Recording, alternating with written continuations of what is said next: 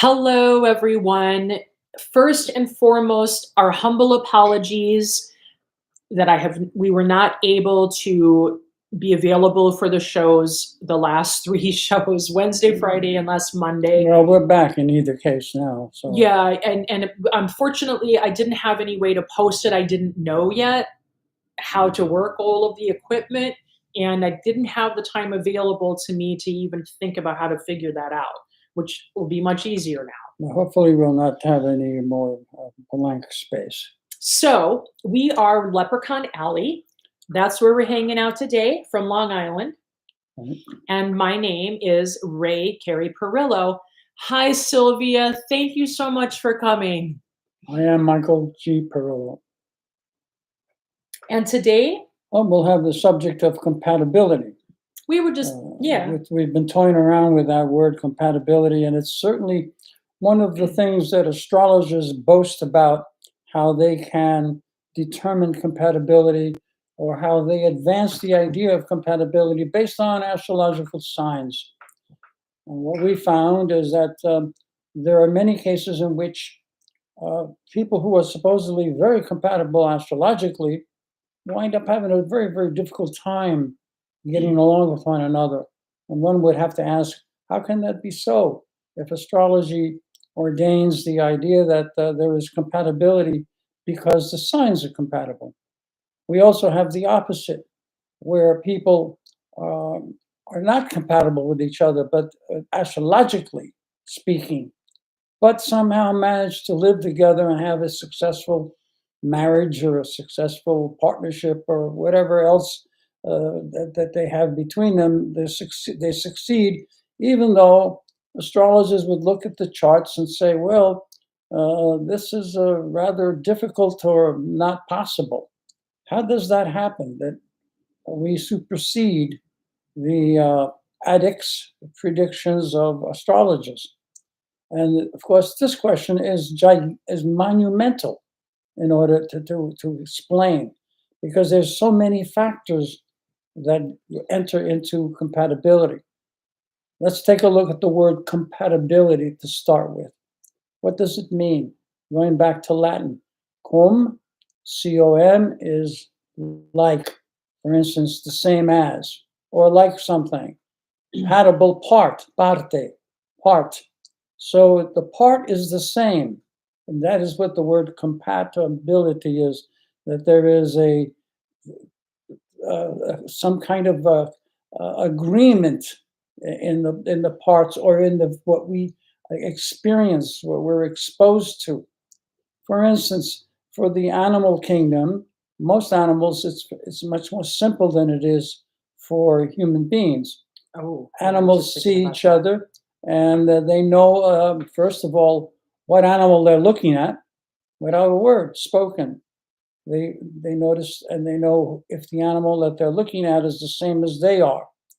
When such a thing happens, you will find that there's less desire to destroy. Well, they might fight over their rights, over territorial rights, but they won't try to kill each other because they're not enemies.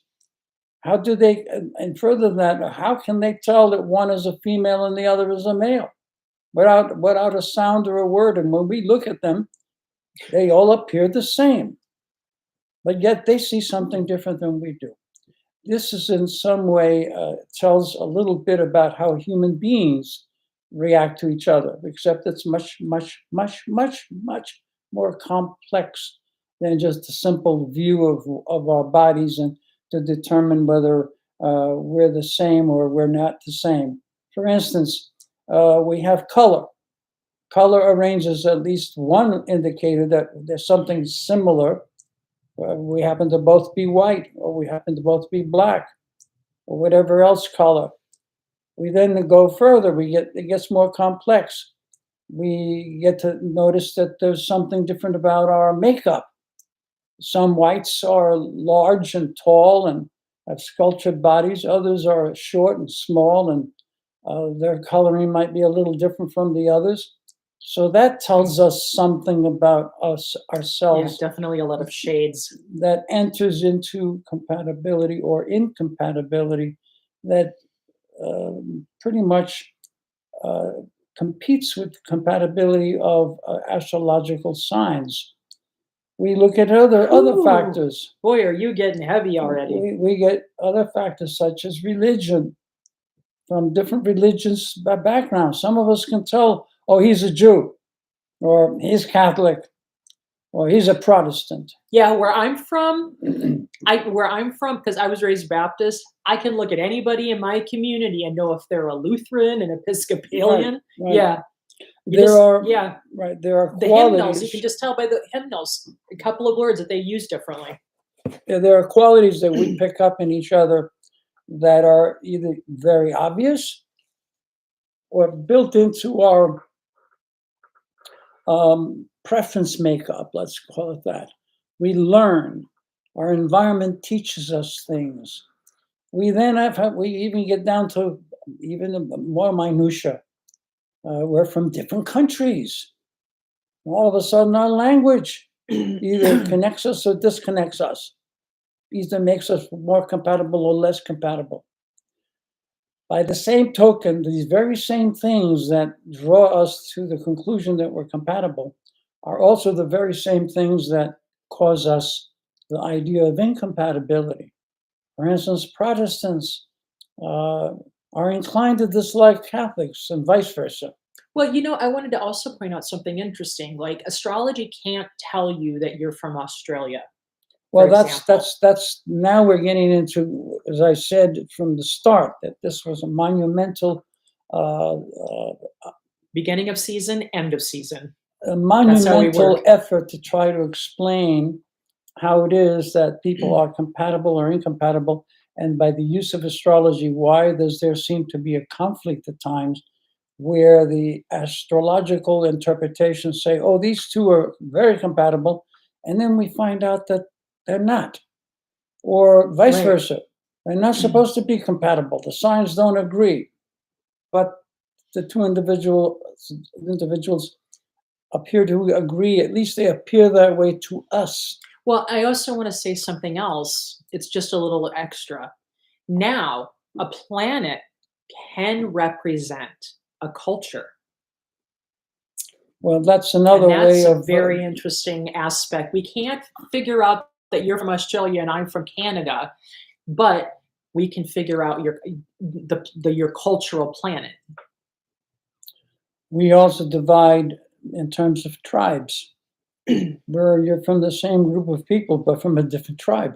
So you see, with compatibility, a lot of things have to be taken into account. In terms of astrological compatibility, we start off by what do we actually see when we meet another person? In astrology, that is called the ascending sign.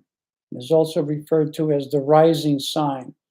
And all that means is that when it's said that it is the rising sign, many people wonder what the hell does that mean, rising?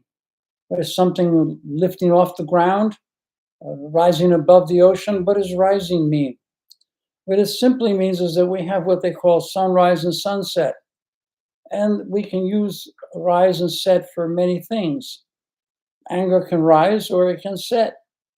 Rising is simply meaning coming into play, coming into the realm of acknowledgement.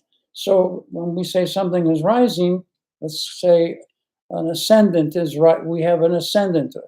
An Aries man has Libra rising. What does that mean?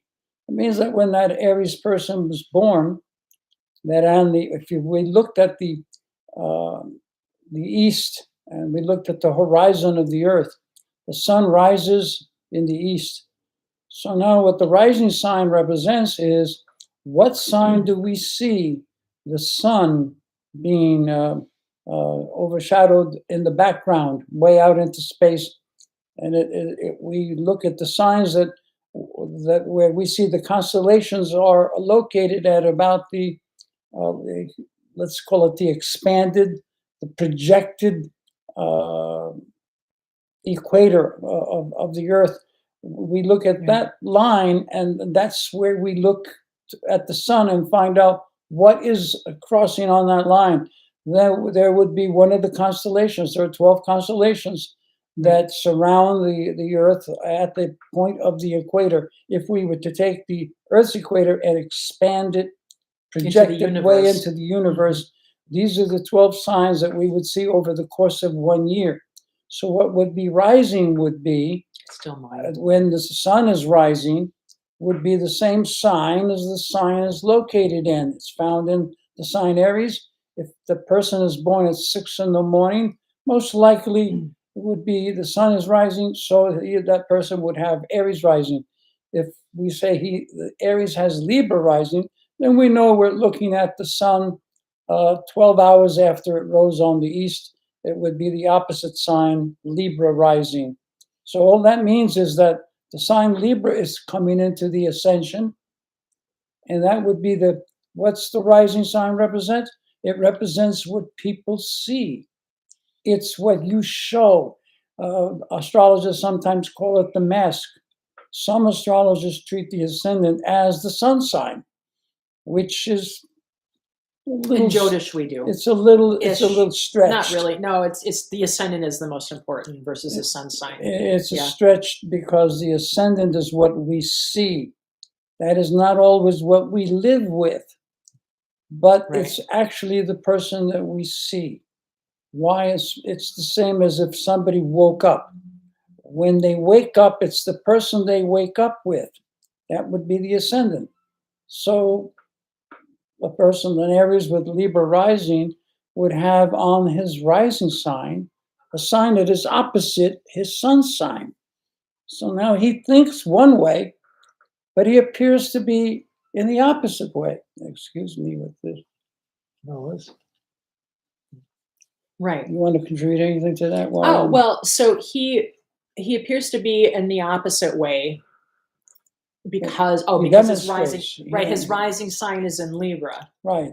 This is now an example that we're giving. And so that could be something very interesting, right? Because so how they appear to other people, especially someone, we're saying this is someone that's a sun sign Aries. Well, the sun sign is Aries and a Libra ascendant. Okay, so we'll go like that with that. Okay, so sun sign Aries, Libra ascendant. So this is going to be somebody who has a lot of energy. I mean, double cardinal to begin with. This is going to be somebody who has a lot of passion. Yes, he's an Aries. So now you're describing Aries, not the ascendant. Wait. But no. This is how I am. Yes, this is how they feel inside. For example, this is how they view themselves. But what the world sees is this Libra ascendant. Okay. And so they may not, so they have well, he appears cool and relaxed. Right. And even, but they have a really unrushed, right, and very thinking and considerate. Right. This is the appearance because this is what he gives off. Right. While what Carrie just said about the way he is, that's because we've picked the sign Aries only because it's the first sign and we started somewhere. But as an Aries, this is a person who's always on the go, always doing, always making decisions. Right. They're motivated by something different than what they appear to be. They are immediate and oftentimes brash because they don't stop to think of everything. Whereas the Libran is the opposite of Aries. Right.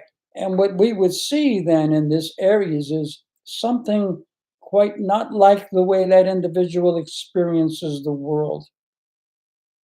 As you get to know this Aries person, you realize that he's a little different from what you thought, from what he appears to be. So if you're drawn to the cool, calm, considerate, well-rounded person, and that's what you need, well, you're going to find out after you get to know this that's not what you got. that is not what you get. Right. And so here's one problem. And the most basic, simple unit. We've just started talking about the atom. We just scratched the surface of compatibility. Yeah. Now, just that alone can sometimes either we get excited because we like what we find. Right. Or it's like digging in the soil and you find gold. Or we find that when you dig in the soil, you find garbage. You didn't want what you found. Or worms. Worms, or whatever. So the surface is the first thing we have to overcome. For a lot of us, we get disappointed when we find out what we get is not what we thought we got. And that starts the process of uh, retreat.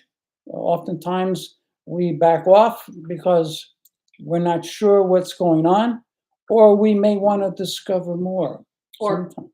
or we also listen to people giving us bad advice. Well, you got to think of it like this, and you know how, And you when we know, get advice, what are we getting from other people? We're getting a mix of both what they themselves saw in the individual you're interested in, right, or we get their knowledge of what that person is really like. And then we don't understand why they may make certain statements. But keep in mind that just because they found something they didn't like does not mean that you're going to find the same thing. It doesn't mean that you see the same thing. Or some people will say, right. how could you like that person? Because they're dealing with the ascendant It's is. almost like an astrological cartoon because it's everybody's ascendant talking to each other. So you're getting the ascendant perspective of inner, right.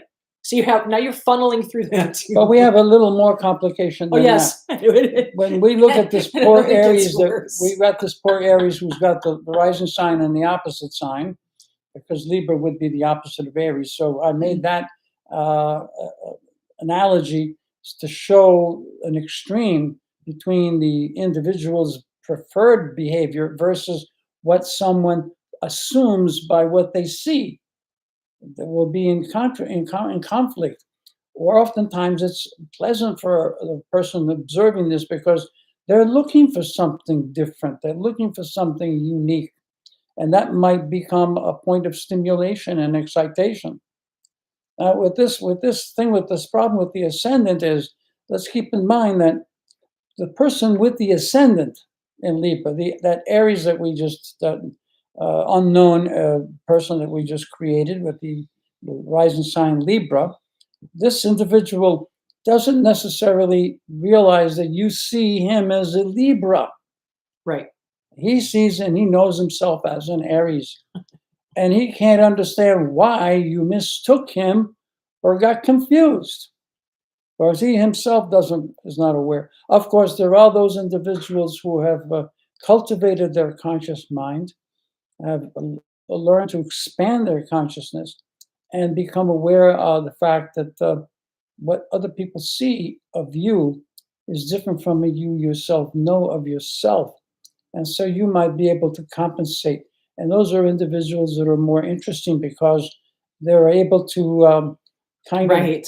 Yeah. give warnings or give insight to the person that is interested in them, insight as to who they really are, Yeah. Observe what somebody else is witnessing. to Yeah. sort of like help them understand Right. what they're really looking at and Right. not what they thought they were looking at. Well, and let me just make this statement.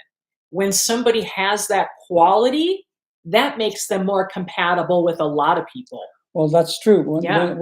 Let's keep in mind, and we should have perhaps started there, and that is that everyone, we look at astrology and we do a chart and we figure out where the ascendant is and what degree the sun was in whatever sign it happens to be in. And then we measure the degrees of other planets and we determine whether they are in conflict or whether they're compatible.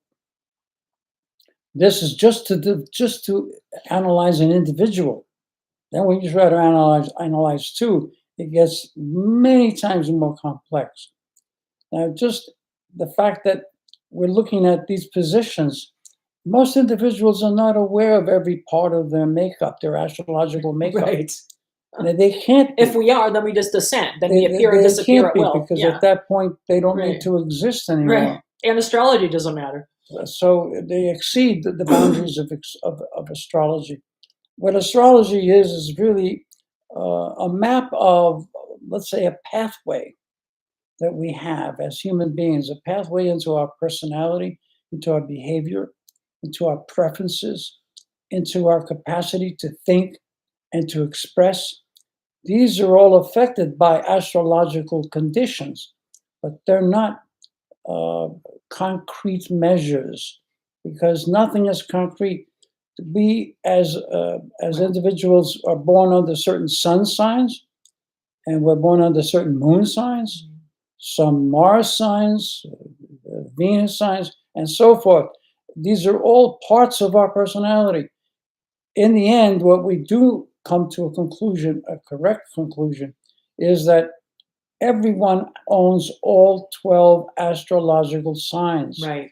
because a chart consists of 12 astrological signs, and all of our planets are put into one or more of those signs according to the time of birth and where everything was located. So now we have uh, an individual who really has all 12 components of astrology. It now becomes important in what order. Right. And the order will tell us what's the significance of it, Mhm. what's more important to one person versus another person. That gets into the dynamics of compatibility or Right. incompatibility. So astrology is very interesting um parascience. It is not precise and never will be, because not only do we own all 12, but let's keep in mind that the universe is moving, everything is moving. All the planetary positions are moving all the time and they're rearranging themselves. Our minds are moving and rearranging themselves. Our desires are changing and rearranging. So we add all of these factors into astrology, and we see how it's very possible that two people that should be incompatible are not, and two people who are compatible and don't find that compatibility amongst each other. And so we'll give some examples. Um, let's take someone who, well, I'll give an example of one of my marriages. Okay. Uh, my mate was my opposite sign. I, of course, might have mentioned in the past, my sun sign happens to be Aries, and this woman happens to be Libra. Now, Libra is the seventh sign in the zodiac. Aries is the first sign. When the first sign reaches the seventh sign, it's called the partnership. It's the completion of the circle. It gets to the other half. So Aries is the first, and Libra is the seventh, which is the beginning of the second half of the 12 cycle astrological chart, the horoscope. So she represents marriage. Now, opposite signs also represent conflict. However, when there is agreement between the sun signs, and in this case, mine being the first house, hers being in this natural seventh house, the agreement would occur because of conscious evolution. And by astrology alone, it's in conflict. Why?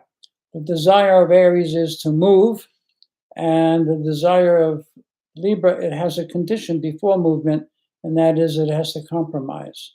It has to see the other side of things. Let's keep in mind, we've only talked about one little thing that factors into compatibility. Your moon Right, signs were also compatible, right, weren't they? right. Right. But there are other things that And would our make moon it. signs are not compatible. There are other aspects of Yeah. astrological components that come into uh, into analysis.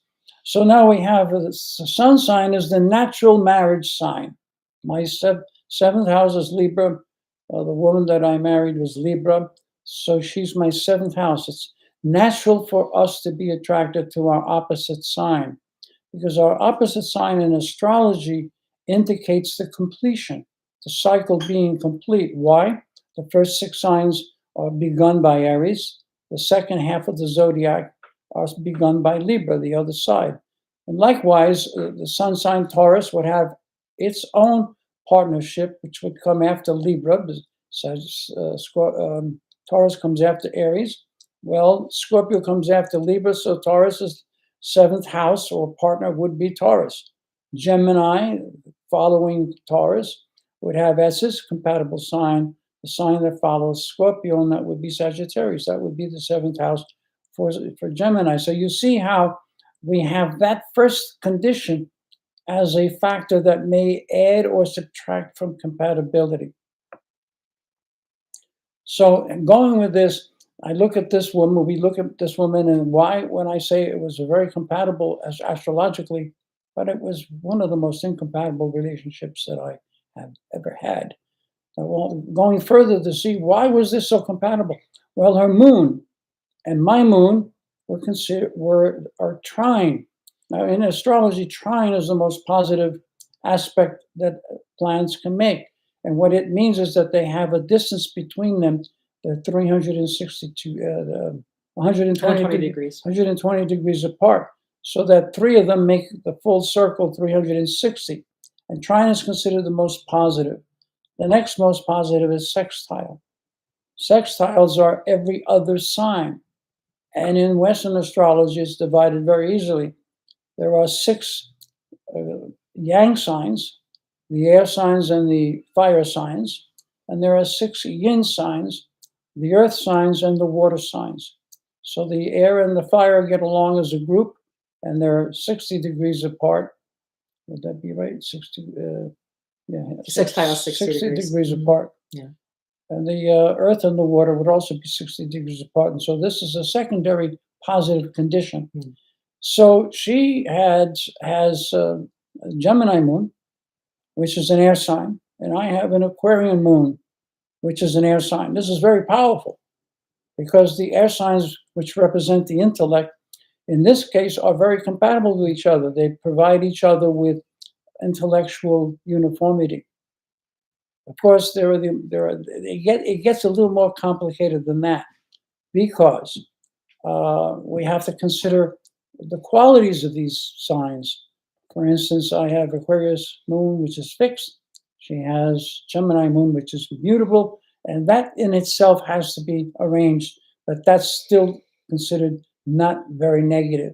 It would be more difficult for, let's say, a Libra moon against an Aquarius moon because one would be cardinal, the other one would be fixed, and there would be some incompatibility there. So you're starting to see that we haven't moved very far from a chart, and already we have a very complicated situation when we're looking at compatibility. So now you have something to add at this point in terms of compatibility as you see it. Oh, well, I would say really the way that this is going, what's going on, even though there is all this compatibility, relatively speaking, is that they had very different goals and very different ideas. Which gets into another aspect that goes about beyond what the it. relationship was about for It them. transcends astrology. And neither of them knew, right, exactly. And neither of them knew what the other person's goals or intentions were. Now I have to You know? add to this why I said that this was supposed to be a very, very compatible relationship. The ascending sign that we spoke about from the beginning, in my chart, it's Leo rising. By the way, we will have at some other time conversation about how these qualities affect the individual. Forget about how they may affect other individuals, but how they affect the individual themselves. And that is complicated by itself. But she has an ascendant sign in an air sign, Gemini, also ascendant besides her moon. And in my case, I have Leo ascendant, which is a fire ascendant. So she had air. Her Libra is a air sign, and her ascendant is Libra as well. I mean, it's Gemini, which is air. It's the same as me. I have fire as my sun sign, and fire as my ascendant. Now, fire, Leo and Gemini are compatible as ascendant signs. So when we see each other, there's a degree of understanding. That's what the two yang signs represent. So now we have three of the major points in an astrological chart that are highly compatible with my wife. But it turned out to be a horrible relationship in which she was in a whole different place. Well, because In astrology, we have many other things, not the least of which, and which we did not cover, is simply the way the person's own chart affects the person. Right. And then we have to compare that with how our chart affects the other person to themselves. And what are they bringing into the relationship? This is far more a factor in compatibility than just an astrological sign. So when astrologers talk about compatibility, basically they don't know what they're talking about, because compatibility is not that simple. In Latin, it means the same as same part. Mhm. The question becomes, do the individuals represent the same part, or do they appear to be representing the same part? Which is what gets into the problem. And then, of course, we have more qualifying criteria to overcome. Well, What is the individual's desires, mm, which are not going to be easy to describe astrologically? mm, Their desires. Their desires come from upbringing, education, experiences, mhm. and whatever the mind may want to wander into. Well, and that also brings into view our soul's development and the timing and its purpose and how all of that's landing and it's organizing and manifesting. And furthermore, there are signs in the sky, indicators that certain events and transitions are happening for us spiritually. That's really what the transits are about. That's why I don't cling so much to more material expressions of astrology, because this is what's really important to Well, me. well And the fact remains that as people, the more simple they remain, the more compatible they are. that's right.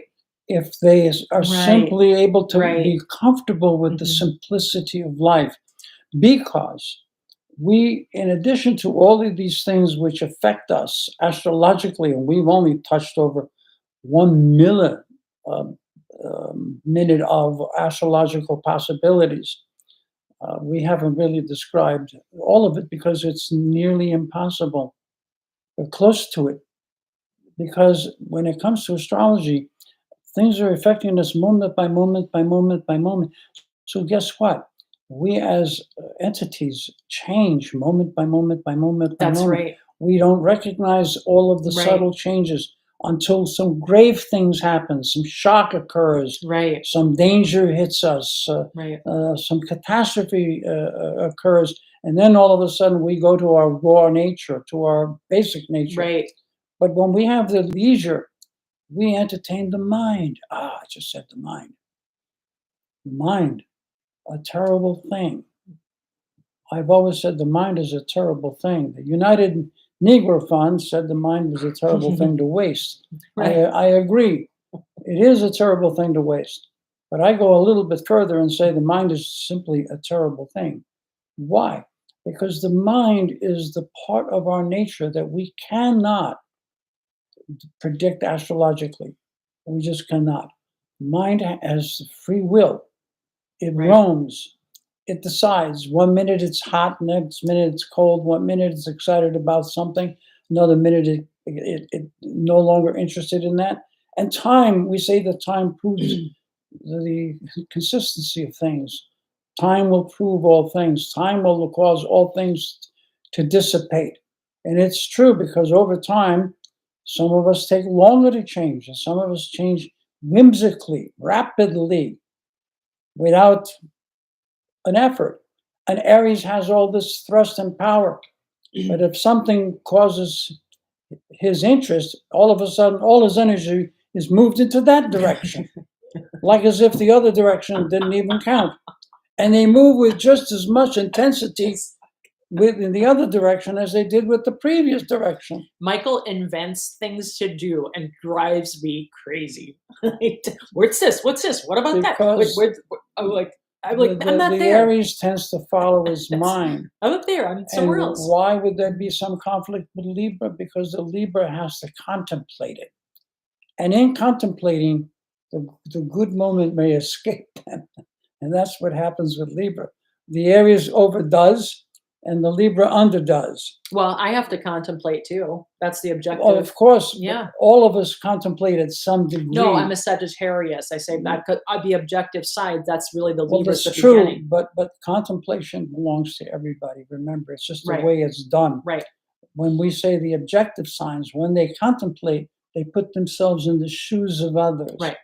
When the first six signs contemplate, they contemplate from their orientation. Yes. And that's the difference between their ability to contemplate. Right. Otherwise, they both do contemplate. It's just that a Libra would not want to be around an Aries when the Aries is contemplating. It would be very interesting to put like a group of people that are from only the objective side of the group and then the subjective, and just ask them one question. Are you empathetic? Yes or no? And just see how many responses you would get from the objective versus the subjective. That would be a very interesting, just that. Now, Anyway. when I talk about my Libran failure of marriage, there were areas of life where we were totally in agreement because we had so much astrological agreement, but not as marital people. See, this is another point that comes into the picture. You can be agreeable on conversation, on the belief system, on your upbringing and your understanding of the world, but you might not be in agreement as to how you should cohabit, what should go on in a relationship of cohabitation, and what to expect out of the other individual. For instance, a lot of men have absolutely very little appreciation for the female's body. And it comes through over and over again, as many married women are very lonely at home because the man is this slam bang, thank you, ma'am. A lot of them are in that state of mind. They just want to get a relief. And they don't think about the humanity or the physical sensations that a woman goes through, that her emotion is built in many parts of her body. Whereas a man isolates them between the head at the top and the head at the bottom. And that's where they spend most of their energy when it comes to a female. They think, well, many old timers have a lot of jokes, and I remembered one from a good marriage that I had. It was my ex-father-in-law, who used to say, when he saw two people kissing, he said, well, that's an upper persuasion for a lower invasion. Yes. There's upper persuasion to convince the female that he should get in on the other side. And that's unfortunately true of many men. And who do we blame? Do we blame astrology? No, because we are beyond astrology. What was that sound? That was I bumped my elbow on the table. Okay, it's not somebody at the door. No. So we now we start to see how complicated it is for compatibility. So when we began speaking about compatibility, we might have started off talking like two psychologists and bored everybody to death, because psychologists have put things into these formulas, and they're fixed formulas. Astrology is not a fixed science. It's a very fluid science, constantly churning and moving. Right. As the universe is moving in every direction possible. Right. We don't see it moving. Yeah, when people get angry, it's because they don't have an absolute. Like everybody's looking for an absolute, and there's no such thing. Like the only constant is change. Right, exactly. The only absolute I can give you is change. Accept it or don't. And we don't realize how much movement everything is in. We don't realize the solar system goes around the Milky Way, which is our constellation. Right. We don't realize that at all. We know, we're told that the planets go around the sun, but we don't see that event going on. We're told that every planet has a revolution of its own. It's on its own axis. We don't see them moving. The Earth is on an axis. except for the clouds, we don't see the earth moving at all. We don't feel it moving. It's too large. And these are just the things that are around us. But keep in mind, I'm sure many of the people that are listening, if there are any, uh, Well, Sylvia's here hanging out with us. that is, Yeah, as sure. within, so outside ourselves. As is the universe, so is the inverse, the universe within ourselves. Our molecules are moving. Do we see them moving? No, we don't. But you can bet your life on every single molecule is moving. Behind us, you see shades, you see walls. The molecules are moving at rapid speeds. Yeah. Nobody sees that going on. Interacting all the time. So try to understand that and start to realize how difficult it is to understand humanity, which is many, many, many, many uh, eons of understanding apart from each other. I just wanted to take a moment and just talk about a couple of things. Um, the I just also want to one of the things I just wanted to add is that, by the way, everything is a frequency. Everything is a signature. And a big part of what goes on for us is that maybe there's something going on in our lives, maybe there's something missing, and sometimes as we come into each other's lives, they just happen to have that particular thing that is relevant to what's going on in our lives. So there are ways that these things kind of weave themselves in and out of our lives, and we also have periods ruled by different planets that we transition through as well and go through different movements, as well as not just the Saturn return, but a Sati period. That's Vedic astrology, where there's a sort of 7-year period of deep, intensive growth and spiritual development going on as well. So there's a lot of beginnings and endings around different things like that.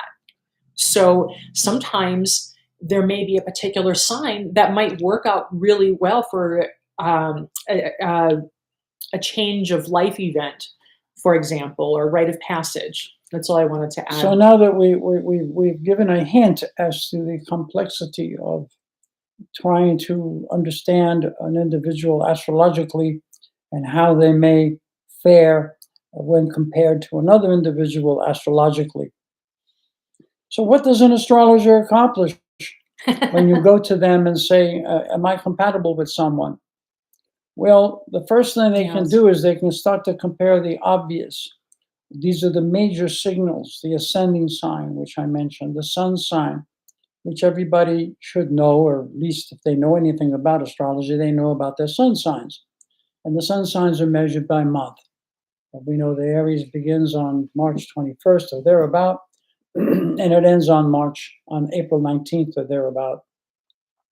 And from there, every sign has its period of close to almost 30 days. Some of them have 32 days, some of them have 29 days. Depends on, because the Earth goes around the sun not in a perfect circle, which then is divided in perfect 12 and 30 degrees evenly. It goes around the sun in an elliptical form. So some sun signs are exposed longer than others. In order to determine compatibility, what good is an astrologer? An astrologer begins to compare the most gross elements, the most obvious, in other words. They'll look at the time of the sun sign and how the sun signs fare. So if they find compatibility between two sun signs, let's say an Aries, skip one, because Aries is a yang sign, skip the yin Taurus and go to yang Gemini. Well, they'll say that that's okay, that's good. So they found one measure, that's good. Then they'll look at the ascending signs. I have Leo rising. Now let's take Carrie, you're what? You're Libra rising, right? No. Scorpio rising. In both systems. No. In Jyotish, I'm in Jyotish, I'm Libra. In Western, Western Jyotish, you're Libra. So in Western, you're Scorpio. Right. So there would be some conflict, because why? Well, Leo is a fire sign, and Scorpio, her rising sign. We mentioned Libra, which is in Jyotish, which is an Indian system, which we won't get into now, but that's a very good sign, a good system to look at for compatibility. In any event, she is in Western astrology, which is the one that we will continually going to go to for reference. She is Scorpio rising, which is a water sign. In addition to the fact that one is fire and the other one is water, both of these signs are fixed signs. Right. Leo occupies the middle of Yep. summer, and the middle month is the fixed sign. Scorpio is the middle of autumn, and so she's fixed. And what's the problem with two fixed signs? Well, there would be a tendency for them to harmonize because they both want to contain their energy. But if there's a disagreement, it will be difficult for these two people to get along without a major fight. Why? Because they're both stubborn, they're both fixed, they're both locked into their thought. This does not mean that they're ignorant or that one is right and the other one is wrong. It simply means that they're from their position, they have to hold on to what they have acquired, what they have learned, what they understand about the world. So it would require more work for these two people to get along, but when they do get along, it'll be far more permanent because neither one are going to change rapidly. So if we, for instance, had two cardinal people together, they'd get along instantaneously. But somewhere along the line, they'd go off shooting in very far different directions and find each other lost. So compatibility has two sides to it. It has the compatible side and the incompatible side. Yeah, I think it's interesting how you frame that because there's definitely a way that information, when I think of the fixed nature, there's definitely a way that I organize my experiences and process that information that's in a fixed way that informs the way that I interpret the world. And so I I have to, and I actually almost had to make this a religious practice when I was younger because it was important to me. I always go into my process. I always do reflect back and go, what is it within my process that makes it difficult for me to understand what's going on now? Now, let's try to Yeah. add to this complexity the fact that when two fixed signs that are supposed to resist one another, that they can get along very well. Why? Because both of these individuals, when they reach that point of understanding, they're complete. There's no argument. So when she and I agree on something, it's permanent. Right, There's nothing to change here. right. And then keep in mind that we're talking about how the ascendants are working, which means is what we present to one another. There is a Also, compatibility between fire and water because fire overburns and water gets too lax. One excites the other one cools the other. So there is something exchanged that is working besides the fact that we look at the incompatibility only. I also want to add something maybe kind of wild, but it's always my view. For me, every partnership, every relationship has a potential to crack the universe open.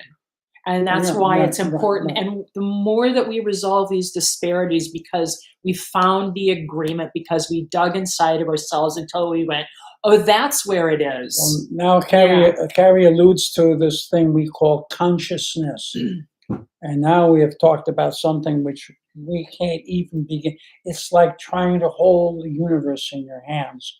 Consciousness is Yeah. beyond anything we really can capsulize into a meaningful sentence or a paragraph or even a book or maybe volumes of books. And so I think an interesting way to look at relationships is to first understand that the reason we are together is to crack open the universe. And I think that that we start there, and then we look at our strengths and our weaknesses and our buildup, which is our dynamic, right, the and knowing dynamic nature. right, and knowing it's kind of like the end game. If we know that the end game is to crack open the universe, then we're going to be more cooperative because now we're going to realize what our common goal is. Like we're busy judging individual acts along the way and we don't understand their meaning. All we remember is the injury. To complicate things more, Yeah. The other thing that is a hurdle between two people, and that is if they can come to an understanding as to what they're really after, what are they trying to accomplish, what do they really want, but more than that, to understand what they need. If they can understand what they need Right. and have come to a conclusion that they have Right. acquired what they need, because if they haven't, they're in trouble.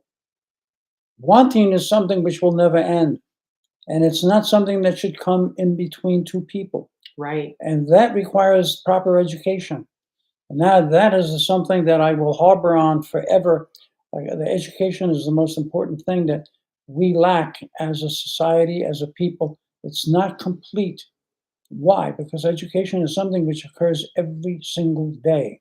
It is not something that we're ended with in grammar school or in secondary schools or as a master's degree or whatever. Education is something which goes on forever, and one must always go on and Right. analyze, or go over his person and his desires and his wishes, and be able to discern the difference between need and desire. Need is so much more simple and easy to achieve. Right. Want, it's an open book. It's an open end. There's no end. It's like traveling in space and looking for the end. There is no end in space. Yeah, as long as you understand that you're working for a common goal, it goes much better. Well, this is another problem. When you Yeah. understand Right. needs, you can discern more quickly whether you've achieved those.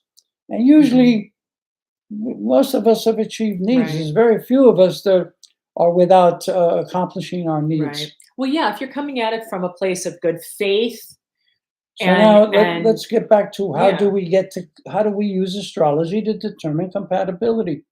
Well, what astrologers can do is give you a rough map, Right. and that map will have roadways, it'll have stop signs, it'll have Right. intersections.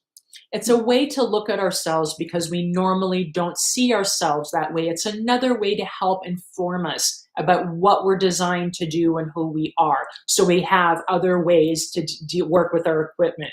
So they go a little further. We'll go a little further, and we'll say that in the case of my ex-wife, um, and for that matter, I have Mars compatible with your Mars You, as well, right? yeah, Mars is compatible with Yeah, Venus. we have. I have Mars in a water sign. Mars is trine my Venus, My actually. ex-wife had Mars in a water sign, and Carrie has Mars in a water sign. No, no, no, no. My Venus isn't a water sign. Your Mars is trine my Venus. Oh, I thought Mars was in water also. No, my Mars is in Libra. In both systems? No, in Jyotish, it's in, well, no, actually, it is in both systems, yes. It's in both It systems. is All in right. both So, systems. but the other wife was Mars, and it was in water. My Mars is in water, and by action, we should have a similar orientation. Mhm. But that we didn't have a conflict in action. Now, just because we're incompatible doesn't mean everything is incompatible. Right, She was also a very good mate in many, many ways. right. But the end result was that she was far from where I was. And so and then Venus, of course, I'm only going to the first four major positions that really affect the individual in a way that you can measure all the time. But the other planets are there as well, and it just makes it a little bit more subtle.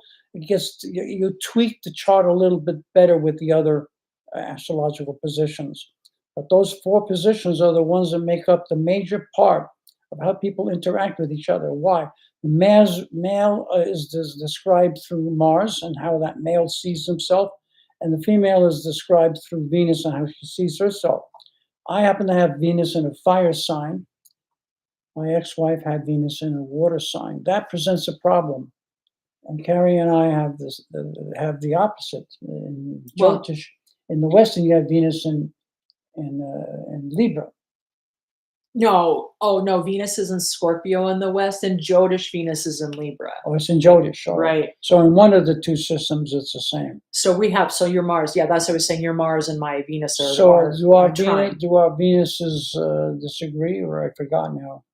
Oh shoot, your Venus is what Mine we're is talking in about. is Your fire. Venus is in Pisces, in In Jyotish. In Jyotish. So we're compatible in the East. Yes. With the Venuses. Okay. So then our refinements are in agreement. Venus, the positive side of Venus. Yeah, that's a really good way to say that. The positive. You know what? I've never even looked at it like that before. That's a really, yeah, Venus that's nice. would be the refinement. Yeah. Mars would be the crude. So they're the builders. They're the ones who tackle things with their hands. Venus, through their intelligence and through their romantic and higher skills, the cultural part. We do have a very interesting way of understanding each other. It is unique. Right. Yeah. Because our subtle minds, our refinement minds are in agreement. So that was interesting. So you see, there are ways to determine compatibility, but will the two people end up being compatible? And how many times have we heard, it's too bad those two people broke up. They were so good for each other. Right. We say that over and over again, because oftentimes we can see what those two couldn't see together. Right. And we can see the compatibility. But keep in mind that sorry, I'll be right back. Sure. Keep going. Keep in mind that there's a discerning mind that determines what they see as either compatible or incompatible. So what one mind may agree with and say, this is just right, the other person's mind may see some of the differences and take into account parts and pieces of our personality that we ourselves didn't take full account of. So compatibility. Astrology can aid in determining compatibility. It cannot predict it. And I may have said this a variety of times, and I try to say it every time, that one should not take astrology as a religion. It is not a fixed science of any kind. It does not have any formula which is hard and fast that will always prevail no matter what. That astrology is not a predictable science. It has nothing to do with prediction. And in fact, my personal belief is that there is nothing that we know as human entities on how to predict anything. We can come close to it. We can predict basically because we understand conditions. If we're riding on a road with a lot of potholes, we can probably predict that we might get a flat if we keep hitting all the holes in the road. But that doesn't mean that that's going to happen. Mm-hmm, and then we ride on a beautiful road. That doesn't mean we're not going to slide off of it and hit a tree.